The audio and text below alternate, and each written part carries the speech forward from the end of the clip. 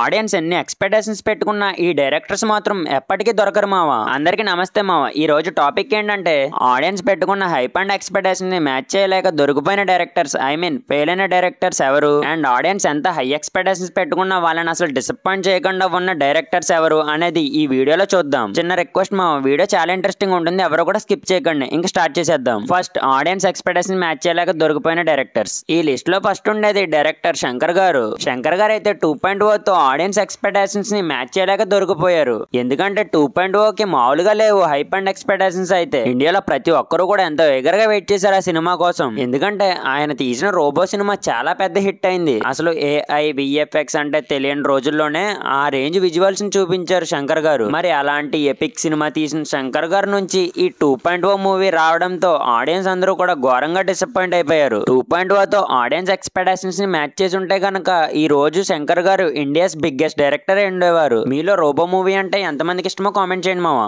Next, P Ranjith. ఈ director ఎవరో కాదు, రజనీకాంత్ గారితో కబాలి మూవీ తీశారు కదా, అతనే ఈ డైరెక్టర్. ఇతను గుర్తుండకపోయినా ఇతను తీసిన కబాలి మూవీ మాత్రం అందరికీ గుర్తుంటుంది. ఎందుకంటే అసలు కబాలి మూవీకున్న హైప్ అయితే ఆ టైంలో ఇండియన్ సినిమాలో ఏ మూవీకి కూడా లేదు. ఇది ఎవరైనా సరే ఒప్పుకోవాల్సిందే. అసలు ఆ టీజర్ కట్ అయితే ఇండియానే షేక్ చేసిందనే చెప్పాలి. చివరికి ఏరోప్లేన్ మీద కూడా కబాలి పోస్టర్ ఉందంటే చూసుకోండి ఆ మూవీకి ఉన్న హైప్ ఎలాంటిదో. కానీ మూవీ రిలీజ్ అయ్యాక వన్ టైం కూడా వాచ్ చేయాలనిపించదు. అసలు ఆడియన్స్ కి 90 కాదు 180mm రాడ్ దింపారు. మూవీ పై ఉన్న హైప్ కి మూవీలో ఉన్న కంటెంట్ కి 10% కూడా మ్యాచ్ అవ్వదు. డైరెక్టర్ అయితే మూవీని హ్యాండిల్ చేయలేకపోయాడు. ఒకవేళ హ్యాండిల్ చేసి ఉంటే కాలీవుడ్ కి అప్పుడే 1000 కోట్లు అనేవి వచ్చి ఉండేవి. మరి కబాలి మూవీ అంటే మీకు ఇష్టమా లేదా అనేది కామెంట్ చేయండి మావా. నెక్స్ట్, డైరెక్టర్ లోకేష్ కనకరాజ్ గారు. అసలు లోకేష్ కనకరాజ్ అయితే ఒకసారి కాదు 2 సార్లు దింపాడు ఆడియన్స్ కి అయితే 90mm రాడ్లు. అసలు లోకేష్ కనకరాజ్ సినిమా అనగానే బ్లైండ్ గా వెళ్ళిపోతారు ఎవరైనా సరే. ఎందుకంటే ఖైదీ, విక్రమ్ లాంటి సినిమాలు తీసి ఆడియన్స్ కి చాలా దగ్గర అయ్యాడు లోకేష్ కనకరాజ్. విక్రమ్, ఖైదీ లాంటి సినిమాలు తీసిన లోకేష్ కనకరాజ్ నుంచి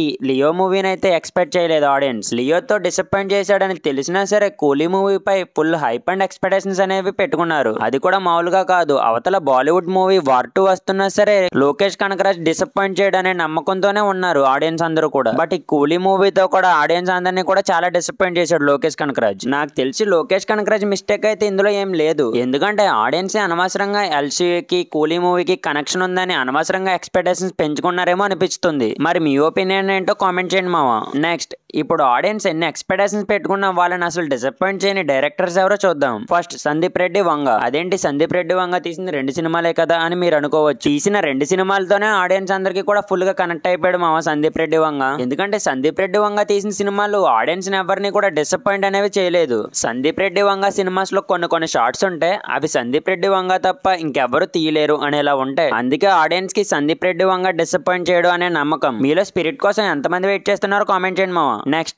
డైరెక్టర్ ప్రశాంత్ నీల్. ప్రశాంత్ నీల్ గారు ఇప్పటికి 4 సినిమాలు తీశారు. అందులో ఏ ఒక్క మూవీ కూడా డిసప్పాయింట్ చేయలేదు. KGF కి సీక్వెల్ గా వచ్చిన KGF 2 మూవీ పై ఎంత హైప్ అండ్ ఎక్స్పెక్టేషన్స్ ఉన్నాయో తెలిసిందేగా మనకు. అయితే ఆ మూవీ పై ఉన్న ఎక్స్పెక్టేషన్స్ ని 1% కూడా తగ్గించకుండా చూపించాడు మన ప్రశాంత్ నీల్ మావా. KGF 2తో ప్రశాంత్ నీల్ అంటే ఇండియా మొత్తం కూడా తెలిసిపోయింది. అయితే దాని తర్వాత వచ్చిన సలార్ మూవీ, అసలు సలార్ కి అయితే KGF 2 కంటే డబుల్ హైప్ ఉంది. మామూలుగానే అందరికీ కూడా ప్రభాస్ అన్న మూవీస్ అంటేనే హైప్ అండ్ ఎక్స్పెక్టేషన్స్ ఎక్కడికో ఉంటాయి. ఇంకా డైరెక్టర్ ప్రశాంత్ నీల్ అనగానే ఎక్స్పెక్టేషన్ కి హద్దే లేదు. బట్ అయినా సరే ఆ ఎక్స్పెక్టేషన్స్ ని మ్యాచ్ చేసి ఎవరిని కూడా డిసప్పాయింట్ చేయకుండా తీసాడు ప్రశాంత్ నీల్ మావా. మరి ఎన్టీఆర్ అన్నతో తీస్తున్న డ్రాగన్ మూవీ పై ఉన్న ఎక్స్పెక్టేషన్స్ ని మ్యాచ్ చేయగలడా లేదా అనేది కామెంట్ చేయండి మావా. నెక్స్ట్, నాగశ్విన్. సేమ్ నాగశ్విన్ కూడా తీసిన తక్కువ సినిమాలతోనే ఆడియన్స్ కి దగ్గర అయిపోయాడు. నాగశ్విన్ డిసప్పాయింట్ చేయడు అనే నమ్మకాన్ని ఇచ్చిన మూవీ కల్కి. టాలీవుడ్ లో కూడా హాలీవుడ్ లాంటి మూవీని తీయవచ్చు అని కల్కి సినిమాతో నిరూపించాడు నాగశ్విన్. కానీ అప్కమింగ్ కల్కి పార్ట్ 2 అయితే హైప్స్ అండ్ ఎక్స్పెక్టేషన్స్ కి లిమిటే లేదు. నిజంగా ఈ కల్కి పార్ట్ 2 ఎక్స్పెక్టేషన్స్ కి తగ్గకుండా మూవీ తీస్తే మాత్రం ఫ్యూచర్ లో నెంబర్ 1 డైరెక్టర్ అవుతాడు మన నాగశ్విన్ మావా. Finally number 1, the greatest of all time, SS Rajamouli గారు. ఆడియన్స్ ఎన్ని ఎక్స్పెక్టేషన్స్ పెట్టుకున్నా వాళ్ళకంటే 1% ఎక్కువ చూపించగలిగేది ప్రెసెంట్ SS రాజమౌళి గారు మాత్రమే. చిన్న ఎగ్జాంపుల్ చెప్పాలంటే బాహుబలి 2కి ఉన్న హైప్స్ అండ్ ఎక్స్పెక్టేషన్స్ అయితే ఇండియన్ సినిమాలో ఏ సినిమాకి కూడా లేవు. కానీ ఆ ఎక్స్పెక్టేషన్స్ ని 1% కూడా తగ్గించకుండా మూవీ తీశారు రాజమౌళి గారు. అండ్ నెక్స్ట్ వచ్చిన RRR మూవీతో కూడా ఎవరిని కూడా డిసప్పాయింట్ చేయలేదు. ఇంకందరికీ కూడా SS రాజమౌళి గారు డిసప్పాయింట్ చేయరు అనే నమ్మకం అయితే స్టాండర్డ్ గా ఉండిపోయింది. అందుకే రాజమౌళి గారు ఎప్పటికీ దొరకరు అని అంటూ ఉంటారు. అప్కమింగ్ SSMB 29 మూవీకి అయితే ఫుల్ హైప్స్ అండ్ ఎక్స్పెక్టేషన్స్ అయితే ఉన్నాయి. మరి ఆ మూవీతో రాజమౌళి గారు దొరుకుతారా లేదా అనేది కామెంట్ చేయండి మావా. నేనైతే ఇంతమంది డైరెక్టర్స్ ని అబ్జర్వ్ చేశాను మావా. మరి నేను ఎవరినైనా మర్చిపోయి ఉంటే, ఒకవేళ మీకు ఎవరైనా తెలిసి ఉంటే కామెంట్ చేయండి. మరి ఈ వీడియో మీకు ఎలా అనిపించింది అనేది కామెంట్ చేయడం మాత్రం మర్చిపోకండి మావా. మీకు ఈ వీడియో నచ్చినట్లయితే లైక్ అండ్ కామెంట్ చేసి don't forget to subscribe. Thank you.